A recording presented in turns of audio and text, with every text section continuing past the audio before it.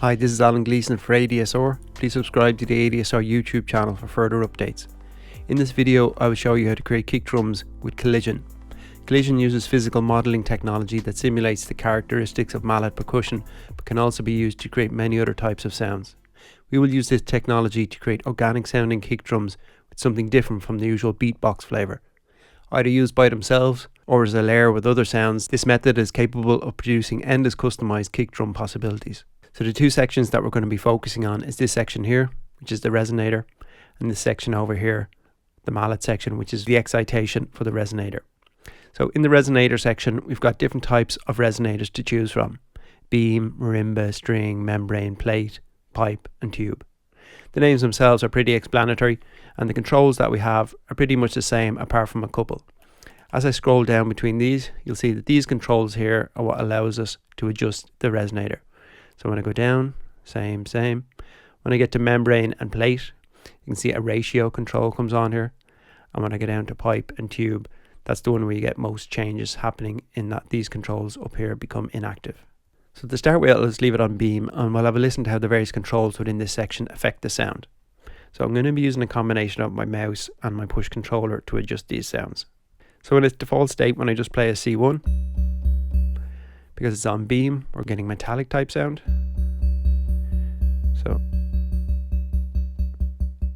So obviously if we're designing a kick drum, we want something that's maybe a bit more snappy than something that's sustaining for longer.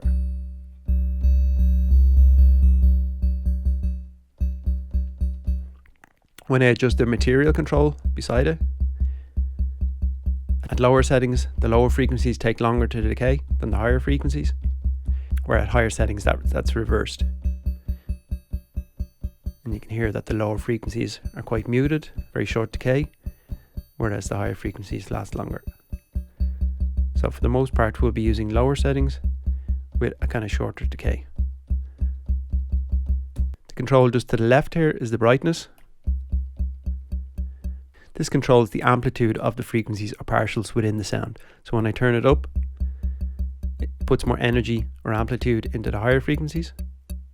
And when I turn it down, you can hear more energy coming in to the low end.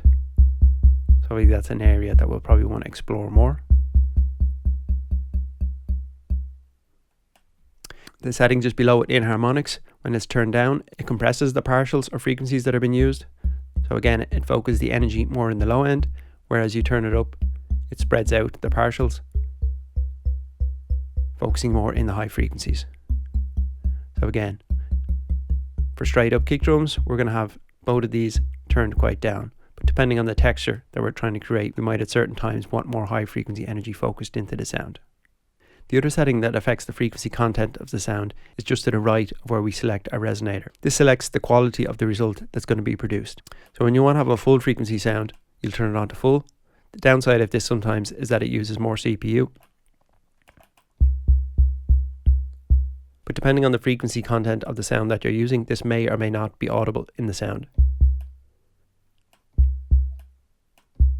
So because we're focused in the low energy there, we're not hearing any notice in change in the higher frequencies. Whereas if I turn up the brightness and now adjust this setting,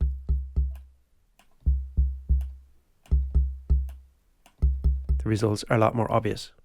The listening L and listening R settings just below it here simulate where our microphone might be placed on the resonator to capture the sound. So again, depending on the settings that we're using, with more duller sounds,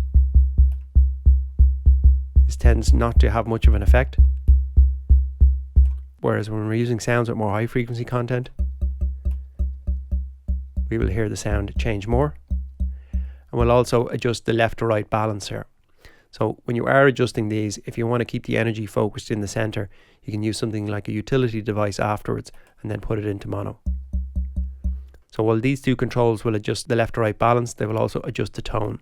So you might come across a tone that you like, but you don't want different energy on the left and right side. So that's where the utility device can come in handy.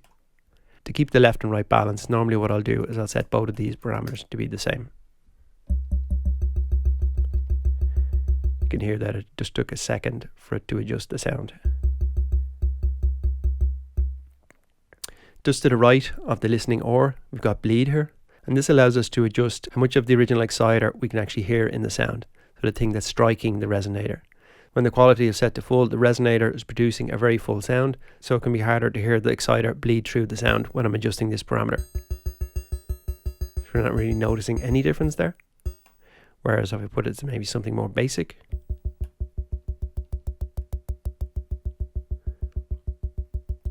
we can hear the exciter coming into the sound.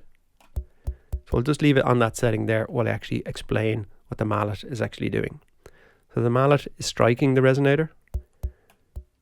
So we can adjust the volume of that. We can adjust the sound of the noise that's been produced when it's actually striking it. So if you imagine a beater or a mallet or a stick hitting a beam or whatever type of resonator that we're using, it would make an actual sound as it strikes it. So we can adjust the level of that, and we can also adjust the color of that as well by the setting just below it. It's kind of tuning the noise, changing it to a different color. Just to the left of color, we can adjust the stiffness of the mallet. So at lower settings, it will produce a softer sound with kind of more decay to it. Whereas with higher settings, it'll be a harder, shorter sound.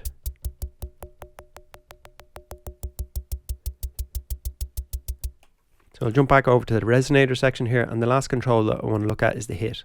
So if you've ever used a percussion instrument, you'll notice that depending on where you hit the instrument, it will have a very different tone, and that's what this setting adjusts here. So depending on the resonator that we're using, it will have more or less of an effect. Put the quality back to full.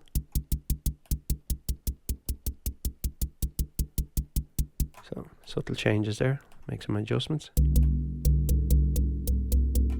Just adjust the decay. So you can hear the changes happening there, but again, it's quite subtle.